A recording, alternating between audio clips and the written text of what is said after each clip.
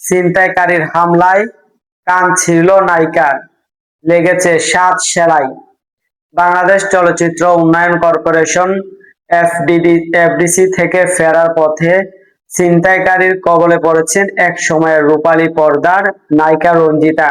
এই সময় তার কানের দুল ধরে টান দিয়ে নিয়ে যায়, ফলে কান ছিঁড়ে যায়। হাসপাতালে নেওয়ার পর কানের 7টি সেলাই লাগে। গতকাল রোববার রাত 9:30টার দিকে রায়পুরা বাজার এলাকায় বাসায় ফেরার পথে তার এই ঘটনাটি ঘটে।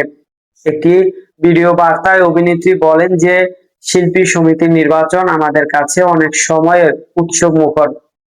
সেটা দেখার জন্যই আমি এফডিসিতে গিয়েছিলাম। রাতের দিকে বাসায় ফেরার সময় হঠাৎ করে কেউ আমাকে অনুসরণ করছে। আমি প্রচন্ড ভয় পেয়ে গেছি। কিছু বুঝে ওঠার আগেই তারা আমার দুল ছিঁড়ে টান দেয়।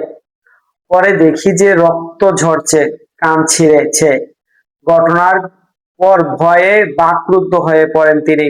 পরে আশেপাশের মানুষ সহায়তায় দ্রুত হাসপাতালে নেওয়া হয়। বর্তমানে তিনি রায়পুরা একটি হাসপাতালে চিকিৎসাধীন রয়েছেন।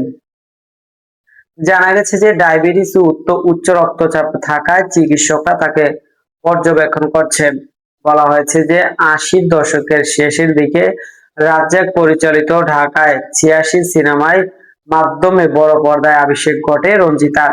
প্রথম সিনেমাতেই দর্শকদের মন নজর কাড়েন তিনি। রাজা মিস্ত্রি এবং জিনের বাদশা সহ প্রায় 300টি সিনেমায় অভিনয় করেছেন। 2005 সালের পর থেকে তাকে আর সিনেমায় দেখা যায়নি। এদিকে বর্তমানে ঢাকায় বনশ্রী এলাকায় বসবাস করেন এই অভিনেত্রী। তার সঙ্গে রয়েছেন শারীরিক প্রতিবন্ধী ভাই ও এক সন্তান। দর্শক, সাবস্ক্রাইব করবেন, লাইক করবেন, শেয়ার করবেন, কমেন্ট করতে ভুলবেন না।